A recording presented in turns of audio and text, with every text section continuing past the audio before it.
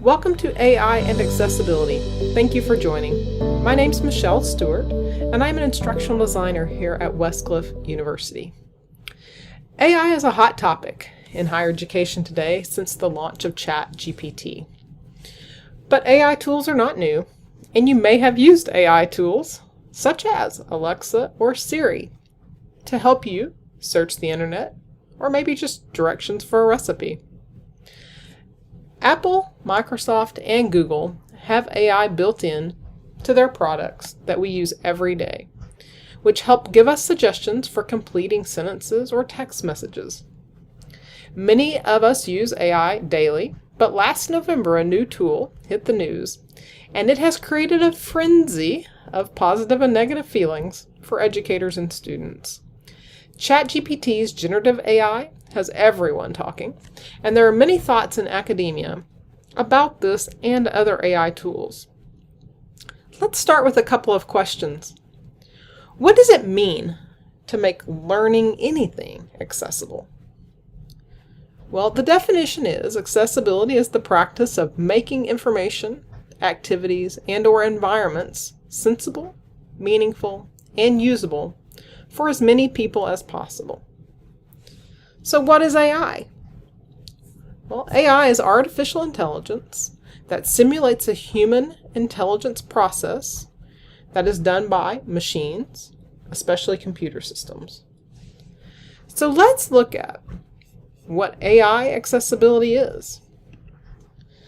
AI accessibility, according to HandTalk, refers to the use of artificial intelligence technology to improve accessibility for individuals with disabilities.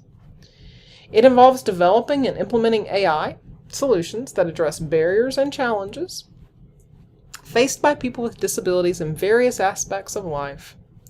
By leveraging AI capabilities, we can create inclusive environments and provide equal opportunities for everyone, regardless of their abilities. So let's look at an example of an AI tool, such as the Microsoft app called Seeing AI.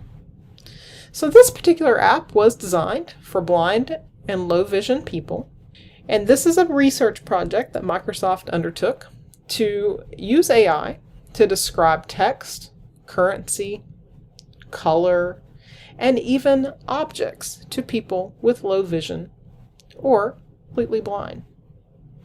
With the camera on your phone, you can use this app to hold up your phone and hear information about the world around you. So Seeing AI can speak short text about objects that appear in front of the camera. It can provide audio guidance to capture a printed page, and it can recognize and narrate the text along with it can also help people read barcodes and even describe facial expressions to someone who cannot see them.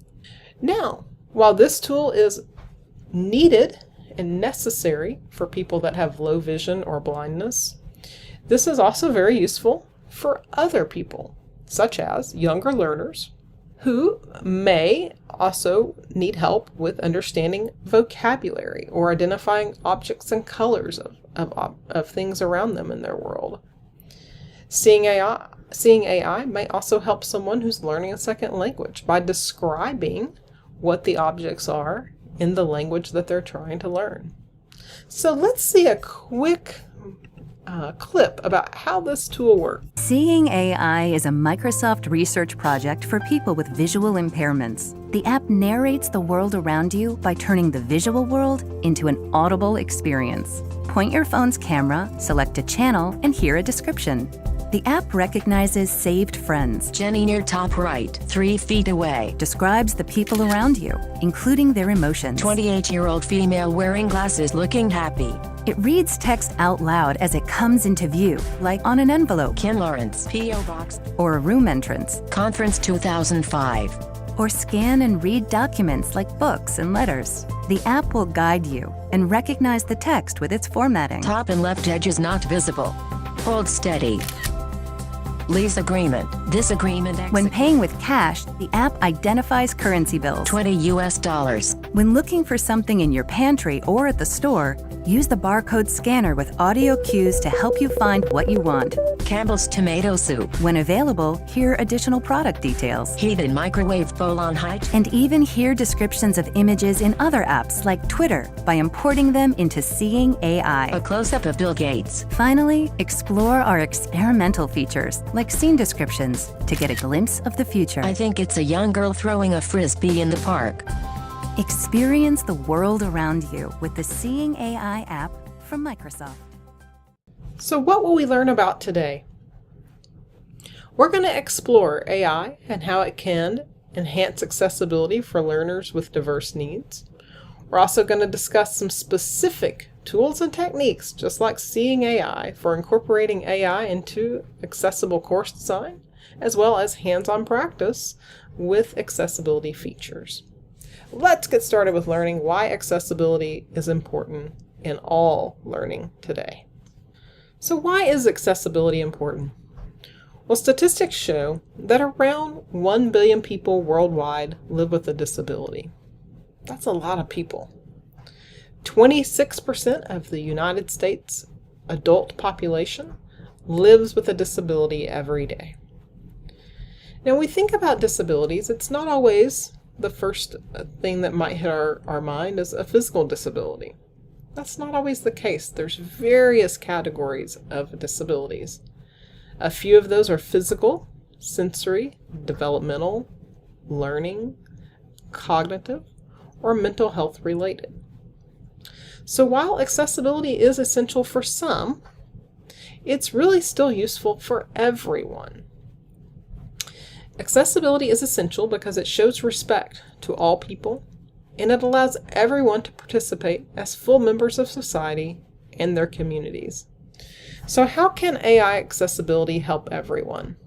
Let's look at a few examples of how AI accessibility can help. We're going to look at AI-powered language processing mechanisms that can help provide real-time transcription and captioning services for people with hearing impairments. The first option we're going to look at is Zoom. You may be familiar with this tool from your own experience using Zoom, but Zoom has been using AI captioning for a little while to help people view a live video or webinar session with live captions enabled, which is all completely done by AI. Let's take a look at what that looks like in this example. Hello and good morning. My name is Chris O'Rourke and I'm an account executive for Zoom for Government. The reason why I'm reaching out today is I wanted to show you the powerful nature of our captioning that can be translated into 23 different languages. As you can see on the right-hand side of the screen, as I'm speaking, there's different settings that you can place, but you're seeing how the transcript is being created in English, but it's also being reflected into the translated language of my choice. In this case, it would be Spanish. This can be a great use case to create an equitable platform for your end users, whether they're internal or external. And it can be used in an opposite way. If someone is speaking hypothetically in another language like Spanish, they can put their settings and you could see some of the things that they're saying. And it's a way to find a way to communicate if there is not a translator. In the Zoom example, we saw how Zoom is able to create an equitable platform for all end users using live translated captions. Let's take another look at another AI tool. AI-powered chatbots can automate tasks and help streamline tasks and processes such as communication, including speech to text or vice versa. It can also help describe images or web content to people. The tool we're going to look at today is used in the medical world. This is called Dragon Naturally Speaking Medical. History from Mum. 3-day history of snotty nose, sore throat and cough. Full stop. Mild temperature up to 38 degrees centigrade. Eating and drinking. No problems with bowels. Full stop. Passing urine. No headache and no rash. Was fine in herself and running around as normal until last night. overnight has been having increasing breathlessness along with a wheeze. So what do we see with the voice power tools of Dragon Speaking? In this example we saw where Dragon Medical One can help a doctor in the patient electronic record system describe and transcribe the text for him into customizable fields to complete consultations with patients effectively and efficiently. Again, all of this is generated by artificial intelligence tools. So, while it may be necessary again for some, it helps us all. We're going to take a look at one more tool. AI technology can also assist learning through translation services such as Google Translate. Translation services and personalized learning, corrective feedback to learners, intelligent tutoring systems, and Braille and sign language translations are just some of the possibilities through AI and translation tools. Today we're going to take a look at Google Translate. In this example of Google Translate, let's practice the word hello in English being translated to Spanish. I can also translate hello to Japanese or Arabic. Another really common use and common word in any language is goodbye. So how could I say goodbye in another language if I'm traveling in another country? Again, I can easily translate that to adios in Spanish, or I could translate that to Japanese, sayonara. I can even hear さようなら how I should say those things using the AI tools of Google Translate. Okay, next let's take a look at how we can use AI in accessible course design. One example is using AI tools such as ChatGPT to expand learner options for accessible content. The gradual shift to more flexible online assignments and assessments over the years has improved accessibility. Westcliff also uses what's known as the Capri model to ensure that we provide students with multiple ways to express their learning while ensuring that we are contextualizing, applying practical, relevant, and inclusive learning opportunities into our courses. One way we could do this is using ChatGPT. We could use ChatGPT to help students generate ideas for projects, essays, and other assignments by providing them with relevant suggestions, perspectives, and even examples. It is important that faculty help students understand that AI tools are not 100% accurate. AI tools such as ChatGPT or Google Bard are still new tools, and they are learning by our use of them every day. However, AI tools have been known at times to hallucinate.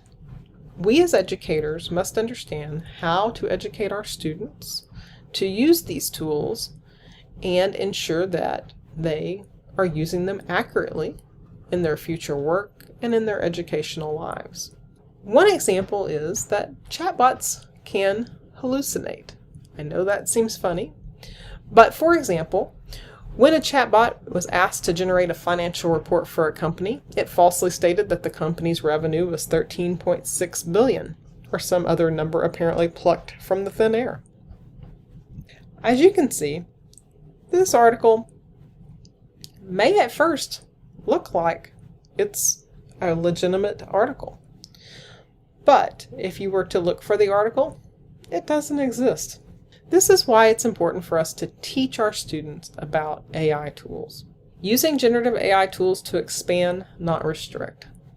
So again, while we want to teach them how to use these well and that they need to check the accuracy of what the tool produces, at the same time we don't want to totally discourage students from using them. AI will be part of our world from now on. And it's important that we understand how to use that tool effectively.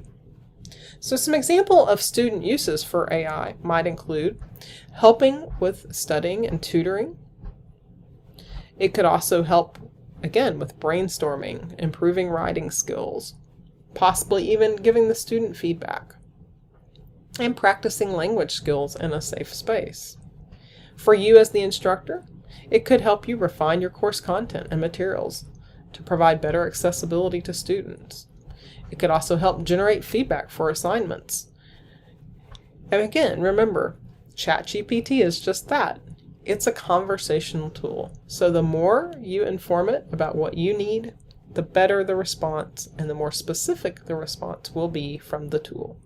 By integrating ChatGPT into your course design and teaching practice, you can support students for their brainstorming efforts or even maybe spark their creativity. Students can share the link to ChatGPT conversations to show that this is part of their work for an assignment submission workflow.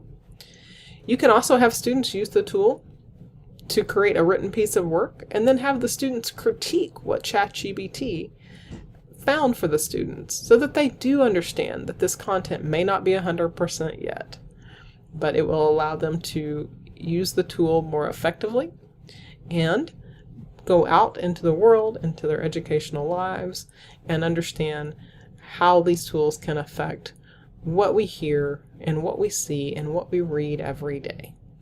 Let's take a look at a few more AI tools and techniques before we wrap up today. So we've talked a lot about ChatGPT. We looked at Seeing AI and a few other examples from Zoom and Dragon Naturally Speaking and even Google Translate. But that's not all, folks. There are many AI tools out there today for everyone to use to help not only create accessibility, but also to make our world more inclusive and spark creativity. So let's talk about a few of those and demo a couple of those. For text-based assistants, ChatGPT, Google Bard, Microsoft Bing are great tools to help your students or you. You can also have presentations created through generative AI tools such as Beautiful AI, SlideBean, or Pitch. You can use speech-to-text tools just as we saw with the Dragon speech recognition tools.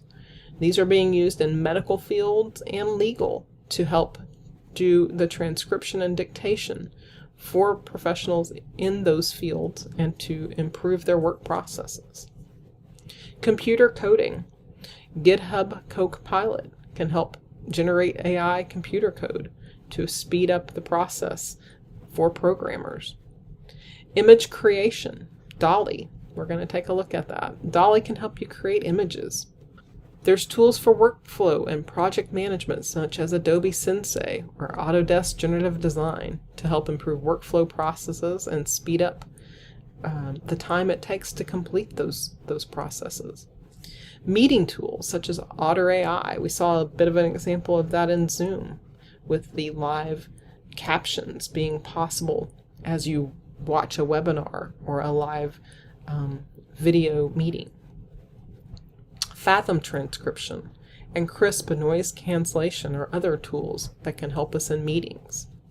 Additionally, there are AI tools for customer support, sales, and HR tasks, and many more coming every day.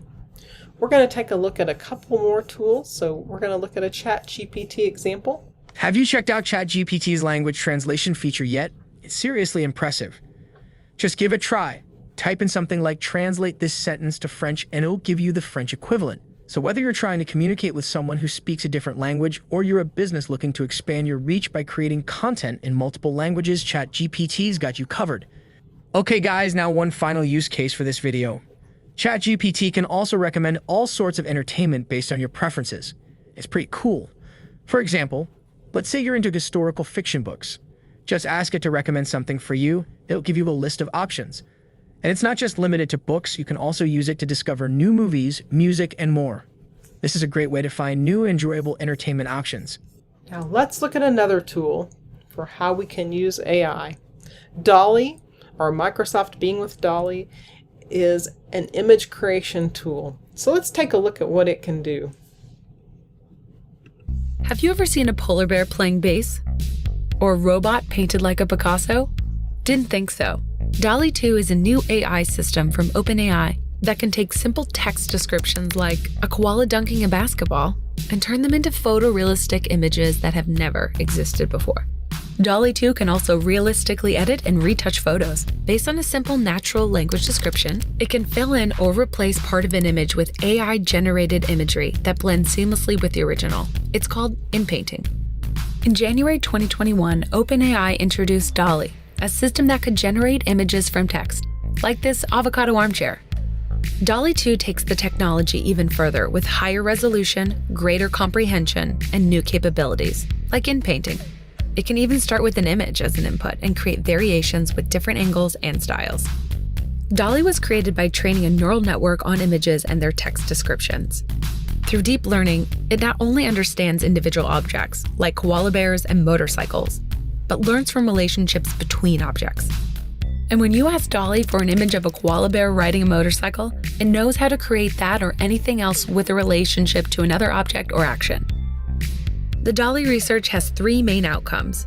First, it can help people express themselves visually in ways they may not have been able to before. Second, an AI-generated image can tell us a lot about whether the system understands us or is just repeating what it's been taught. Third, DALL-E helps humans understand how AI systems see and understand our world. This is a critical part of developing AI that's useful and safe. The technology is constantly evolving, and DALL-E 2 has limitations. If it's taught with images that are incorrectly labeled, like a plane labeled car, and a user tries to generate a car, DALL-E may create a plane. It's like talking to a person who learned the wrong word for something. DALL-E can also be limited by gaps in its training. If you type baboon and DALL-E has learned what a baboon is through images and accurate labels, it will generate a lot of great baboons. But if you type howler monkey and it hasn't learned what a howler monkey is, DALL-E will give you its best idea of what it thinks it could be, like a howling monkey. What's exciting about the approach used to train DALL-E is that it can take what it learned from a variety of other labeled images and then apply it to a new image. Given a picture of a monkey, DALL-E can infer what it would look like doing something it's never done before, like paying its taxes while wearing a funny hat. DALL-E is an example of how imaginative humans and clever systems can work together to make new things, amplifying our creative potential.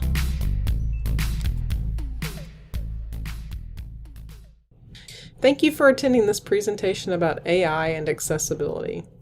I hope you found some parts of this useful for your teaching and for your course design, and I hope that you found that AI can be a very positive thing for all of us, both people who need these tools to live in our world and experience our world, but for everyone to engage with these tools for learning and work and play in our future lives. Thank you again from the Light Center. We appreciate you. And if you have any questions, please reach out to the Light Center at Westcliff University at any time.